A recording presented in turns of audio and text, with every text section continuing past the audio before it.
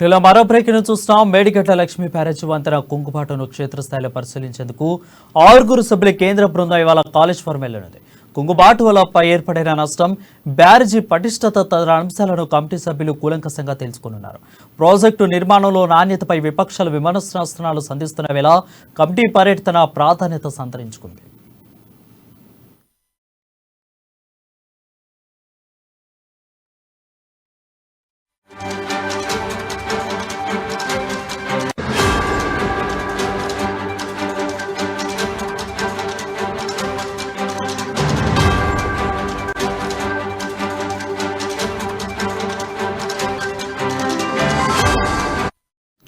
ఇక project ENC, EE ఇతర అధికారులు, ఇంజనీరింగ్ నిపుణులు ఢిల్లీ నుంచి రానున్న అధికారులకు కుంగుబాటుకు సంబంధించి సమగ్ర సమాచారాన్ని అందించనున్నారు.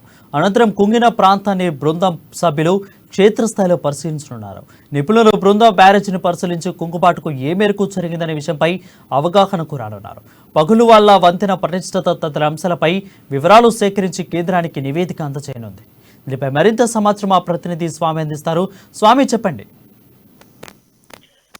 రైట్ వరుణ్, కాళేశ్వరం అంటే ములుగు జిల్లాలోని భూపాలపల్లిని ఆనుకున్న ఎత్తిపోతల పథకం అయితే మాత్రము కాళేశ్వరం ప్రాజెక్ట్ అయితే నెలకొన్ని వేల కోట్ల రూపాయలు కూడా వెచ్చించి నెలకొల్పారని చెప్పుకోవచ్చు. మొత్తానికైతే మహాదేవ్పూర్, కాళేశ్వరం, సిరుంచ ఈ ఏరియాలలో కూడా మొత్తానికైతే కాళేశ్వరం ప్రాజెక్ట్ అయితే కట్టిన పరిస్థితి కనపడుతోందని చెప్పుకోవచ్చు. కాళేశ్వరం ఎత్తిపోతల ప్రాజెక్ట్ లో భాగంగా కూడా నిర్మించిన మేడిగడ్డ లక్ష్మీ బ్యారేజీ ఫిల్లర్లు మాత్రం కుంగడం స్థానికంగా కలకలం రేపిందని చెప్పుకోవచ్చు. దీంతో మేడిగడ్డ లక్ష్మీ బ్యారేజ్ వద్ద కూడా పోలీసులు అయితే 144 సెక్షన్ విధించారు. అధికారులు ఇది మాత్రము ఈ రోజు మేడిగడ్డ లక్ష్మీ బ్యారేజీని కేంద్రం జల శాఖ అంటే జల సంఘం సభ్యులైతే సందర్శించిన నేపథ్యం అయితే కనపడతా ఉంది. నేషనల్ డ్యామ్ సేఫ్టీ అథారిటీస్ అయితే సభ్యులైనటువంటి అనిల్ జైన్ నేతృత్వంలో కూడా 6 అయితే సభ్యులు రానున్న నేపథ్యం అయితే మొత్తానికైతే ఆరుగురితో కూడిన బృందం, నిపుణుల బృందం అయితే లక్ష్మీ బ్యారేజ్ కాడికి వచ్చి కుంగిన బ్యారేజ్ ను కూడా పరిశీలన నేపథ్యం అయితే ఈ రోజు చోటు చేసుకుందని చెప్పుకోవచ్చు. మరోవైపు 20 పిల్లర్ సింక్ కావడంతో కూడా గేటు మాత్రం విరిగిందని చెప్పుకోవచ్చు. లక్ష్మీ బ్యారేజ్ కి ప్రాణహిత నీటి ప్రవాహం కొనసాగుతున్న నేపథ్యంలో మేడిగడ్డ లక్ష్మీ బ్యారేజ్ మాత్రము 57 గేట్లు ఇప్పటికే ఎత్తివేసి 45,250 క్యూసెక్కుల నీటిని మాత్రము దిగువకు విడుదల చేశారని చెప్పుకోవచ్చు. ఇప్పటికే అధికారులు కూడా అక్కడ నీటంతా ఖాళీ చేసిన పరిస్థితి కనపడుతుందని చెప్పుకోవచ్చు. ఇన్ఫ్లో అవుట్ ఫ్లో మొత్తం 22,500 క్యూ సెక్యులు గాక ప్రస్తుతం అయితే లక్ష్మీ బ్యారేజీలో మాత్రము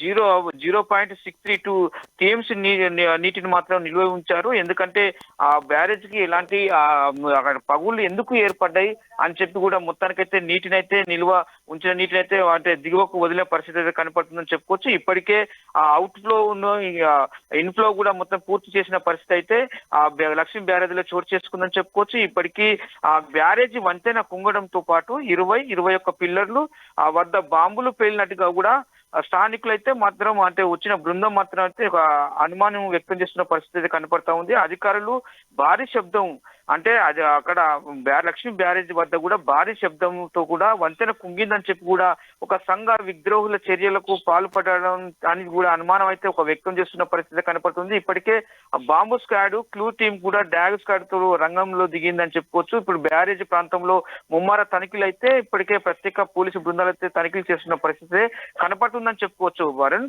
కానీ మొత్తానికైతే లక్ష్మీ బ్యారేజ్ మీదుగా కూడా మహారాష్ట్ర, ఇటు తెలంగాణ, ఇటు మహారాష్ట్ర ఛత్తీస్గఢ్ బార్డర్ లో ఉంటుంది కాబట్టి ఇక్కడ రాకపోకలు కూడా ప్రాజెక్టు పిల్లలు కుంగడంతో కూడా రాకపోకలు బంద్ అయిన నేపథ్యం కనపడుతుంది. మొత్తానికైతే ఇలా సమగ్ర నివేదిక మాత్రము అనిల్ జైన్ నేతృత్వంలో 6 సభ్యులు అయితే ఇవాళ నిపుణులు అయితే ఢిల్లీ నుంచి అయితే నిపుణులు అయితే లక్ష్మీ బ్యారేజ్ కి మేడిగడ్డకు రానున్న పరిస్థితి కనపడుతుంది. మొత్తానికైతే సమగ్ర నివేదిక మాత్రము కేంద్రానికి అయితే ఇవాళ ఇవ్వనున్న పరిస్థితి కనపడుతుందని చెప్పుకోవచ్చు వరుణ్. కానీ మొత్తానికైతే ఈ బ్యారేజ్ మేడిగడ్డ బ్యారేజ్ ని మాత్రము 2016లో కూడా మే 2వ తేదీన మాత్రం నిర్మాణం చేపట్టారు. కానీ 2019లో జూన్ 21న కూడా ప్రారంభించారు. ఎల్ఐటి సంస్థ వారు ఈ బ్రిడ్జిని నిర్మించగా మాత్రము దీన్ని అంటే కొంతవరకు మేడిగడ్డ బ్యారేజీ అంటే నిల్వ ఉన్న సామర్థ్యంతో కూడా కొంచెం నాణ్యత లోపం కూడా జరిగిందని చెప్తున్న పరిస్థితి కనపడుతుంది. ఇప్పటికే బీజేపీ కాంగ్రెస్ పార్టీలు అయితే నేతలను కూడా అక్కడికి సందర్శించకుండా కూడా వాళ్ళను పోలీసులు అయితే అడ్డుకున్న పరిస్థితి కనపడుతుంది. మొత్తానికైతే చూసుకోవచ్చు ఇక్కడ మహారాష్ట్ర రాకపోకలైతే మొత్తానికైతే సమగ్ర నివేదిక ఇచ్చిన తర్వాత కూడా అధికారులతో మాత్రము రాకపోకలకు అంతరాయం కలగకుండా చూస్తున్న పరిస్థితి కనపడుతుందని చెప్పుకోవచ్చు. అరుణ్, రైట్ స్వామి, అయితే బ్యారేజ్ కుంగిన వెంటనే అనుమాన శక్తులు ఏమైనా చేసి ఉండొచ్చు అనే అనుమానాలు కూడా నిన్నమైతే వ్యక్తమైన పరిస్థితి మనం గమనించా ఉన్నాం. సో ఈ కోణంలో ఏమన్నా కేంద్ర దర్యాప్తు బృందం పరిశీలన చేసే అవకాశాలు ఏమైనా కనిపిస్తున్నాయా? ఖచ్చితంగా ఇప్పుడు కేంద్ర బృందం అనిల్ జైన్ నేతృత్వంలో కేంద్ర బృందాలు అయితే ఇక్కడికి మన లక్ష్మీ బ్యారేజ్ వద్ద మేడిగడ్డకు రానున్న నేపథ్యం అయితే కనపడుతూ ఉంది. కానీ పగుళ్ళు రావడానికి కారణాలు ఏంటి? ఒకవేళ బాంబు అసాంఘిక శక్తులు బాంబు బ్లాస్టింగ్ చేసి ఉంటే ఆ చుట్టుపక్కల ప్రాంతం వాళ్ళకు శబ్దాలు వినబడాలి, కానీ అది వినబడలేదు. మరి కానీ స్థానికులకు చెప్తున్న మాట ఇదే పరిస్థితి ఇది. కానీ మొత్తానికి చూసుకుంటే అక్కడ ఆ లక్ష్మీ బ్యారేజీ వద్ద కూడా ఇవాళ అనిల్ జైన్ తో పాటు అంటే 6 జల సంఘం తరపు నుంచి కూడా రానున్న నేపథ్యం అయితే కనపడుతుంది. ఇప్పటికీ అథారిటీస్ అంటే నేషనల్ డ్యామ్ సేఫ్టీ అథారిటీస్ సభ్యులు ఇక్కడికి వచ్చి మొత్తానికైతే శూన్యంగా పరిశీలించి కూడా ఒక సమగ్ర నివేదిక కూడా ఇవాళ కేంద్రానికి ఇవ్వనున్న నేపథ్యం అయితే కనపడతా ఉంది. ఈ పగుళ్లకు కారణాలు ఏంటి, మొత్తానికైతే ఇవి దీనికి మెటీరియల్స్ అంటే ఏ విధమైన నాణ్యతంగా ఉన్న మెటీరియల్స్ వాడారా, లేకపోతే 1000 కోట్లు అంటే మన 1000 కోట్ల రూపాయలు కూడా వెచ్చించి కూడా బ్యారేజీని నిర్మాణం చేస్తే ఈ విధంగా దారి చేసింది. కానీ దీని మొత్తానికి పగుళ్ల కారణానికి కుంగడం కారణానికి అది ఏందని చెప్పి కూడా మొత్తానికైతే చూస్తున్న పరిస్థితి చెప్పుకోవచ్చు. ఇప్పటికే మొత్తం బ్యారేజ్ వద్దకైతే అన్ని ప్రజా సంఘాలు కూడా అక్కడ సందర్శించిన నేపథ్యం అయితే కనపడతా ఉంది. కానీ అక్కడ బ్యారేజ్ వద్ద కూడా భారీ బందోబస్తు నడుమ కూడా ఇవాళ పరిశీలన కూడా జరుగుతుందని చెప్పుకోవచ్చు. వరుణ్, రైట్, అయితే స్వామి నివేదిక అందిన తర్వాత పరిశీలన అయిపోయిన తర్వాత అసాంఘిక శక్తుల వల్లే జరిగిందే అంటే ఎలాంటి యాక్షన్ తీసుకోబోతున్నారు? అదేవిధంగా బ్యారేజ్ ప్రాజెక్టు లోపం వల్లే ఇది జరిగిందంటే ఎలాంటి యాక్షన్ తీసుకోబోతున్నారు? ఏ విధంగా యాక్షన్ తీసుకునే అవకాశాలు కనిపిస్తాయి?